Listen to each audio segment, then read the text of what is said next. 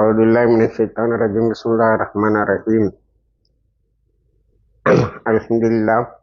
Palestine மீட்பு போர் 644வது நாளை எட்டியிருக்கிறது. இந்த 644வது நாளில் என்னவோ நம்மளுடைய தமிழ் காணொலியை இஸ்ரேல் கேட்டுக்கொண்டிருப்பது போல கான் யூனிஸில் நேற்று பயங்கரமான தாக்குதலை நடத்தியிருக்கிறார்கள். 644 நாட்களாகவும் கான் யூனிஸை தாக்கி 85,000 பவுண்டு குண்டுகளை போட்ட பிறகும் கான் யூனிஸை கைப்பற்ற முடியவில்லை என்பதை நாம் சொல்லி வந்தோம். இப்போ ஒரேடியாக அதை சுற்றியே இருக்கிறார்கள். நேற்று கான் யூனிஸில் மட்டும் 3 பெரிய தாக்குதல்களை போராளிகள் நடத்தியிருக்கிறார்கள். இந்த 3 பெரிய தாக்குதல்களில் ஏராளமானவர்கள் இறந்திருக்கிறார்கள். நத்யான்ஹூ ஒரு கேக் ஆர்டர், அதாவது எல்லா மீடியாக்களும் ஊடகங்களும் தன்னை கேட்டுத்தான் செய்திகளை எழுத வேண்டும், வெளியிட வேண்டும் என்ற ஆணையை நேற்று இஸ்ரேலிய ஊடகங்கள் உடைத்திருக்கின்றன. உடைத்துவிட்டு இறந்தவர்களின் எண்ணிக்கை தாழாமல் பல தலைப்புகளில் கட்டுரைகளை எழுதியிருக்கின்றன. நேற்று கான் யூனிஸில் நடந்த 3 பெரிய அட்டாக்கு, தெருச்சண்டை, இதெல்லாம் நடந்திருக்கிறது. இதில் பல இஸ்ரேலிய இராணுவத்தினர் அழிந்திருக்கிறார்கள். Multiple soldiers to multiple hospitals என்பது அங்கே இருக்கின்ற ஹர்ஸ் பத்திரிகை தரக்கூடிய தகவல்.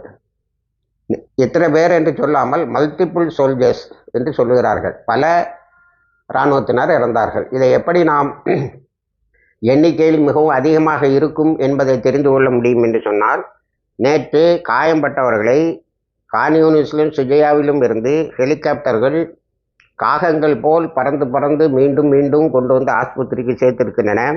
4 மருத்துவமனைகளில் சேர்த்திருக்கிறார்கள். அதுதான் multiple soldiers to multiple hospitals. நிறைய இராணுவத்தினர் நிறைய மருத்துவமனைக்கு என்று சொல்லியிருக்கிறார்கள். எண்ணிலடங்கா மருத்துவமனை என்று எடுத்துக்கொள்ளலாம். டெல் ஹஸ்மோர் என்ற ஒரு மருத்துவமனை, இது மிகவும் பெரிய மருத்துவமனை. ஆனால் இது ஈரான் தாக்குதலின் போது நாங்கள் எல்லா இடங்களையும், குறிப்பாக மருத்துவமனையினுடைய கார் பார்க்கிங் எல்லாம் நாங்கள் ஆஸ்பத்திரியாக மாற்றியாச்சு. அப்படி இருந்தும் காயம்பட்டவர்களுடைய எண்ணிக்கை அதிகமாகி கொண்டே வருகிறது. மார்ச்சுரிகளில் இடமில்லை என்பதையும் தெரிவித்திருக்கிறார்கள். பிணவரைகளிலும் கூட இடமில்லை என்று சொல்லியிருந்தார்கள். இந்த மருத்துவமனைக்கு நேற்று கான் யூனிஸில் விழுந்த காயம்பட்டவர்களையும் விழுந்த பிணங்களையும் கொண்டு சென்றிருக்கிறார்கள். அடுத்தது பெல்லின்சன் ஹாஸ்பிட்டல், இதுவும் ஒரு பெரிய மருத்துவமனை. இதே ஆரம்ப காலத்திலேயே நாங்கள் பிளே கிரவுண்டையும் கார் பார்க்கையும் ஏன் பாத்ரூம்களையும் கூட மருத்துவமனையாக மாற்ற வேண்டிய நிலைக்கு ஆளாகி இருக்கிறோம் என்று சொன்னது. இது நேற்று கான் யூனிஸிலே சுஜையாவிலும் விழுந்த பிணங்களை எடுத்து சென்றிருக்கிறார்கள். அடுத்தது சொரோக்கா ஹாஸ்பிட்டல். இந்த சொரோக்கா ஆஸ்பத்திரி ஈரானுடைய தாக்குதலின் போது ரொம்ப ஃபேமஸாக இருந்தது. ஏனென்று சொன்னால், இந்த சொரோக்கா ஆஸ்பத்திரி கீழே உள்ள பேஸ்மெண்ட்டில் தான் நத்யான்ஹூ இருந்தான். அதை ஈரான் துல்லியமாக தெரிஞ்சுக்கிட்டு ஒரு பெரிய ஏவுகணை ஹைப்பர்சோனிக் மிசிலை விட்டு தாக்கியது. அதில் அது ஹாஸ்பிட்டலினுடைய ஒரு பகுதியை அழித்து கொண்டு கீழே இருந்த 4வது ஃப்ளோர் வரைக்கும் போச்சு, பேஸ்மெண்ட் வரைக்கும். ஆனால் நத்யான்ஹூ இருந்தது 13வது பேஸ்மெண்ட்டில். அதிலிருந்து அதுக்கு பிறகு இந்த சொரோக்கா ஹாஸ்பிட்டல் பக்கம் வர்றதே இல்லை நத்யான்ஹூ. அந்த ஆஸ்பத்திரிக்கும் நேற்று பிணங்கள் எடுத்து செல்லப்பட்டிருக்கின்றன. அடுத்தது சில்தி என்ற ஒரு மருத்துவமனை, இதுக்கும் எடுத்து செல்லப்பட்டிருக்கின்றன. அப்போ 4 மருத்துவமனைகளுக்கு கொண்டு செல்ல வேண்டிய அளவுக்கு 4 மருத்துவமனைகள் ஏற்கனவே ஃபுல் ஆகிட்டுன்னு சொன்னது தான் மீண்டும் மீண்டும் அங்கே கொண்டு செல்கின்ற அளவுக்கு ஆகியிருக்கிறது என்று சொன்னால், ஒரு கணக்கின்படி 309 இஸ்ரேலிய இராணுவத்தினர் காயம்பட்டும் அழிந்தும் இருக்கிறார்கள் என்பது உண்மை. அப்போ நத்யான்ஹூ பதவியில் இருக்கணும், இன்டர்நேஷ்னலாகவும் கிரிமினலு, நேஷனலாகவும். இஸ்ரேலாவது அவனுக்கு ஒரு நல்ல பேர் உண்டுன்னா 3 தண்டனைகள் அவனுக்காக காத்திருக்கிறது. ஒரு தண்டனை ஜெயிலுக்கு போகாமல் பாதுகாப்பு காரணங்களை காட்டி யுத்தத்தை நீடித்து கொண்டே இருக்கிறான். ஆனால் இஸ்ரேலில் உள்ள மக்களாலும் அங்கே இருக்கின்ற ஊடகங்களாலும் அதை பொறுத்து கொள்ள முடியாமல் பெரிய அளவில் நேற்று பெரிய கபலீகரங்களை உண்டு பண்ணி இருக்கிறார்கள். எல்லா ஹேக் ஆர்டர், எல்லா சென்சார்ஷிப்பையும் உடச்சிட்டு செய்தி போட்டிருக்காங்க. அடுத்தது மிசில்களை வைத்து டேங்குகளை ஒட்டுமொத்தமாக அழித்திருக்கிறார்கள் காசா பகுதியில். கான் யூனிஸுக்கு தான் எல்லா டேங்கும் வந்திருக்கு. அது அத்தனையும் மிசில்களை கொண்டு தாக்கி போராளிகள் அழித்திருக்கிறார்கள். அப்போ மிசில் அவங்களுக்கு இப்போ லாபகமாக கிடைக்கிறது என்பது தெரிகிறது. வாலா என்ற இஸ்ரேலுடைய வெப்சைட் வெப் நியூஸ் என்ன சொல்லுகிறது என்று சொன்னால் 2 சோல்ஜர்ஸு டேங்கில் இருந்து தப்பி ஓடினாங்க. அவங்க எங்கே போனாங்கன்னு தெரியல. அவர்களை பெரும்பாலும் ஹமாஸ் கைது செய்திருக்கலாம். ஏனென்று சொன்னால் கடந்த ஒரு வாரமாக இஸ்ரேலிய இராணுவத்தினர் சிலரை கைது செய்வதில் குறியாக இருக்கிறார்கள் ஹமாஸ் போராளிகள். இன்னொன்று என்ன சொல்கிறது என்று சொன்னால் ஒரு போராளி 3 டேங்குகளை அளித்திருக்கிறான். ஒரு போராளி பலரை சந்திக்கிறான். நாம் பெரிய பெரிய இடங்களிலெல்லாம் ஒரு கூட்டமாக போராளிகள் வந்து தாக்குதல் நடத்துகிறார்கள் என்று நினைக்கக்கூடிய இடத்தில் ஒருவர் அல்லது இருவர் ஒரு ஸ்குவாட் என்ற அளவில் போராளிகள் வந்து தாக்குதலை நடத்துகிறார்கள். இதனிடையே சாரா அல் குட்ஸு ஒரு பெரிய தாக்குதலை நடத்தியிருக்கிறார்கள். அது என்னன்னா கான் யூனிஸுக்கு உணவும் ஆயுதங்களும் வரக்கூடிய சப்ளை லைனை நேற்று கட் பண்ணிட்டாங்க. பயங்கரமான தாக்குதல். 3 மணி நேரம் தொடர்ந்து நடந்த சண்டையில் அந்த சப்ளை லைனை காப்பாற்ற முடியாமல் இஸ்ரேலிய இராணுவத்தினர் கீழே விழுந்து கிடப்பதை எல்லா விஷுவல் மீடியாவும் குறிப்பாக அல் ஜசீராவும் போட்டிருக்கிறது. ஆகவே நேற்று பயங்கரமான தாக்குதல். அதுக்கு பிறகு இஸ்ரேலிய இராணுவத்தினர் கான் யூனிஸில் உணவும் ஆயுதமும் இல்லாமல் தவிக்கிறார்கள் என்பதுதான் உண்மை. இதுக்கு நேற்று இன்று காலையிலும் இஸ்ரேலிய ஊடகங்கள் போட்ட தலைப்புகள் நெஞ்சை தொடுவதாக இருக்கின்றன. ஒரு தலைப்பு, soldiers R dyeing for nothing. நமது இராணுவ வீரர்கள் எதற்கும் தேவையில்லாமல் எந்த பலனும் இல்லாமல் இறந்து போகிறார்கள். அவர்கள் புன்மைத்துறைகளைப் போல சுட்டு கொல்லப்படுகிறார்கள். எஸ்தக் பிரிக் என்பவர் சொல்லியிருக்கிறார், இந்த இஸ்ரேலிய இராணுவம் எப்போவுமே பொய்யை சொல்லி கொண்டு இருக்கிறது, நமக்கு உண்மைகளை சொல்ல மாட்டேன் என்கிறார்கள் என்று சொல்லிவிட்டு சேனல் 13க்கு அவர் கொடுத்த பேட்டிக்கு சேனல் 13 போடக்கூடிய சேனல் 12 இஸ்ரேலுடைய சேனல் 12 போடக்கூடிய தலைப்பு என்னவென்று சொன்னால், Gaza is now Lebanon of 1982 to 2000. Gaza வந்து 1982 இருந்து, அப்பொழுதுதான் இமாம் ஹசன் நஸ்ருல்லா உட்பட மற்றவர்கள் ஹிஸ்புல்லாவை ஏற்படுத்தினார்கள். நான் உங்களுக்கு ஏற்கனவே சொல்லியிருக்கிறேன், சாப்ரா சத்துலா என்ற பெய்ரூத்தில் இருந்த 2 பாலஸ்தீன மக்கள் வாழ்ந்த அகதிகள் முகாமில் நடந்த தாக்குதலுக்கு எதிரொலியாகத்தான் ஹிஸ்புல்லா தோற்றுவிக்கப்பட்டது. இந்த சாப்ரா சத்துலா தான் உணவு வழங்குவதற்கு ஐக்கிய நாடுகள் சபை இன்று நிறைய முயற்சிகளை எடுக்கிறது. அன்று மிகவும் கீழ்த்தரமான ஒரு வேலையை செய்தது. அங்கே உணவு வழங்குவதற்கு ஒரு நிபந்தனையை போட்டது.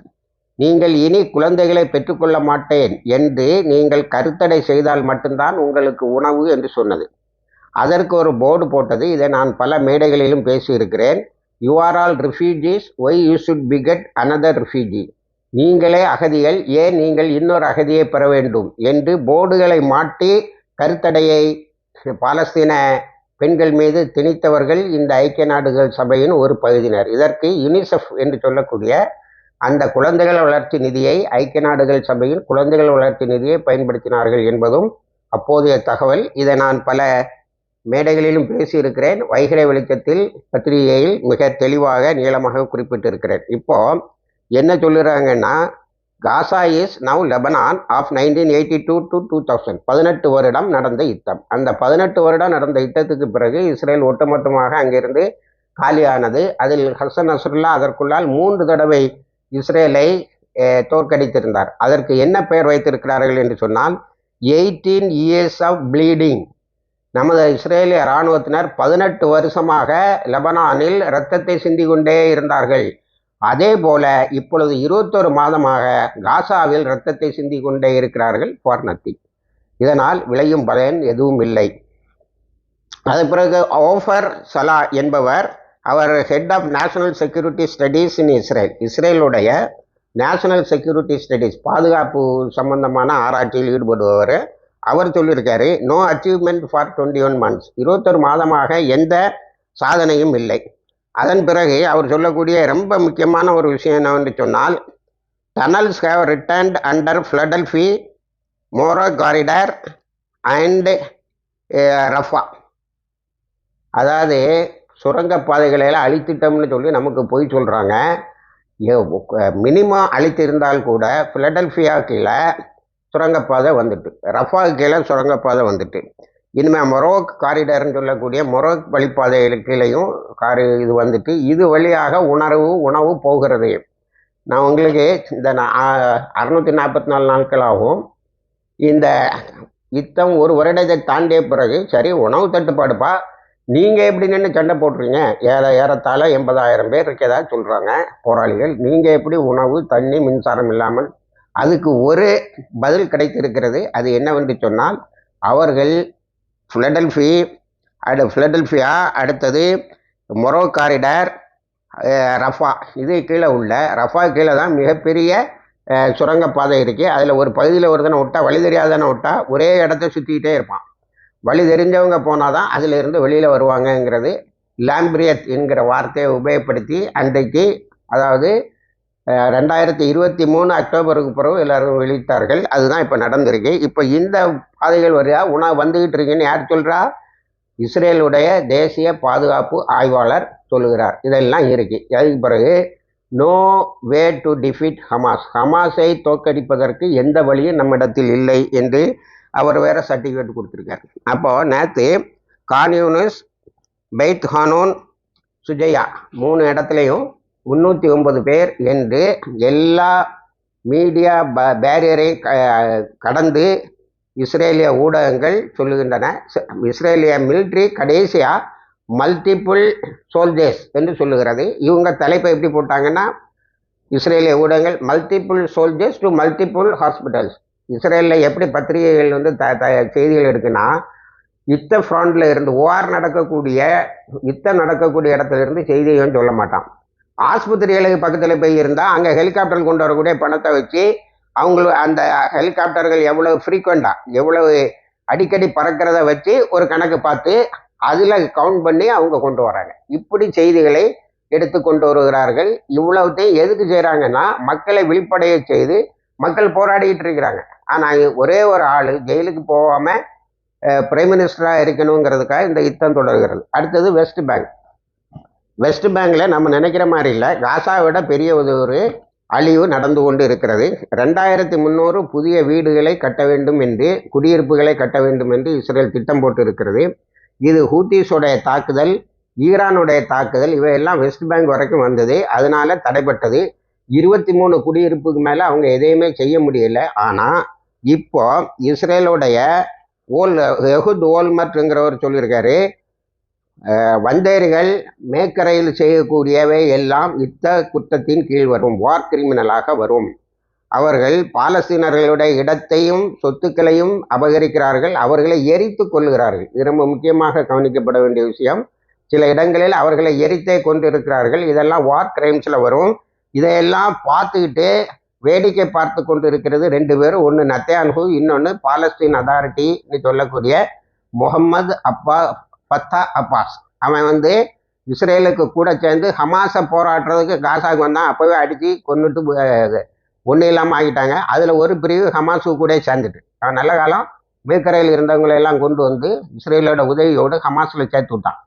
இதை ஒருத்தன் எப்படி கமெண்ட் பண்ணுறான்னா, பணமும் ஆளையும் இஸ்ரேலே கொடுக்குதுன்னு கமெண்ட் பண்ணுறான். அது வேறு விவகாரம். ஆனால் இந்த பாலஸ்தீன அதாரிட்டிங்கிற அந்த முனாஃபிக்கு என்ன செய்கிறான்னா, சும்மா வேடிக்கை பார்த்துக்கிட்டு இருக்கான். அங்கே வந்து ஹில்ட் ஆஃப் யூத்துன்னு, அதாவது இந்த வந்தேரியெல்லாம் சேர்ந்து ஒரு தீவிரவாத அமைப்பை ஏற்படுத்தி இருக்கிறார். ஹில்ட் ஆஃப் யூத்துன்னு. இது இஸ்ரேலோட ரெக்கார்டில் terrorist organisation, but supported by the government. அரசாங்கமே உதவி செய்யக்கூடிய ஒரு தீவிரவாத அமைப்பு. இந்த அமைப்பு தான் பல பாலஸ்தீனர்களை எரித்து கொண்டிருக்கிறது. இதன் எதிரொலியாக நேற்று 15 தாக்குதலை போராளிகள் நடத்தியிருக்கிறார்கள். குறிப்பாக அல் குஸ் மேக்கரையில் ரொம்ப ஆக்டிவாக இருக்கு. அவங்க நேற்று 48 இஸ்ரேலிய இராணுவத்தினரை காயமடைய செய்திருக்கிறார்கள். நிச்சயமாக கொஞ்சம் பேர் இறந்திருப்பாங்க, அதை இஸ்ரேல் ஊடகம் சொல்லலை. ஏன்னா காசால இருந்து வரக்கூடிய டெத் ரிப்போர்ட், அதே மாதிரி மேற்கரையில் இருந்து வரக்கூடிய டெத் ரிப்போர்ட், இதெல்லாம் மக்களை பெரிய அழுத்தத்துக்கு உள்ளாக்கும் என்பதனால். ஆனால் மக்கள் அழுத்தத்துக்கு உள்ளாகாமல் இல்லை. முடிந்த வரைக்கும் சைப்ரஸ் ஓடிட்டாங்க. கள்ளத்தோணியில் போகிறதுக்கு எக்கச்சக்கமாக பணம் கொடுத்து தப்பி போகிறாங்க. இப்போ எம்ப்ளாயிஸ் எல்லாம் பார்டருக்கு வந்துட்டான். எங்கே ஏதாவது ஒரு இடத்துக்கு இடம் கிடச்சினா ஓடி போயிடலாம் அப்படின்னு அங்கே வேலை செய்கிறவங்கலாம் வந்துட்டான். இதை நேற்று நம்ம விரிவாக சொன்னோம். பணக்காரன் எல்லாரும் ஃபுல்லாக காலி, உலகத்தின் பல்வேறு பகுதிகளுக்கும் போயிட்டாங்க. இப்போ 2 நாடுகளுக்கு காசா போல உள்ள பிரச்சனை வரும். எங்கெல்லாம் தெரியுமா? சைப்ரஸ்லையும் கிரீஸ்லையும். அங்கே தான் அதிகமாக போயிருக்கானுவோ. அங்கே நீண்ட கால விசாவை அப்ளை பண்ணி போயிருக்காங்க. நிறைய பணத்தை கொண்டு போய் இன்வெஸ்ட் பண்ணியிருக்காங்க. அதனால் அவர்கள் அங்கிருந்து வரமாட்டார்கள். கொஞ்ச காலத்தில் இதெல்லாம் எங்கள் பூமி அப்படின்னு சொல்ல வாய்ப்பு இருக்கு. அதனால் சைப்ரஸில் ஒரு எதிர்க்கட்சிக்காரன் கத்திக்கிட்டே கிடக்கிறான், இந்த யூதர்கள் நம்மையும் மிஞ்சி விடுவார்கள் போல தெரிகிறது, அவங்களுக்கு இந்த இன்வெஸ்ட் பண்ணால் பெர்மனண்ட் விசா கொடுப்பேங்கிற ரூலை கேன்சல் பண்ணணும்னு சொல்லிட்டு இருக்கான். ஆகவே அவர்கள் வெளியேறி கொண்டு இருக்கிறார்கள். ஆனால் மேற்கரையில் நடப்பது மிகப்பெரிய அநியாயம். அல் குட்ஸு பெரிய அளவில் அதை எதிர்த்து கொண்டு இருக்கிறார்கள். அடுத்தால